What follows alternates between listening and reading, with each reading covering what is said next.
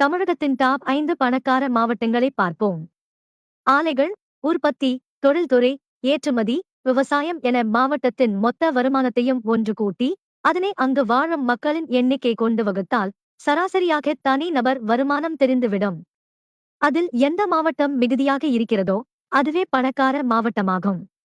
சென்னை அல்லது கோவைதான் தமிழகத்தின் பணக்கார மாவட்டங்களாக இருக்கும் என்று பல பேர் நினைத்திருப்பார்கள்.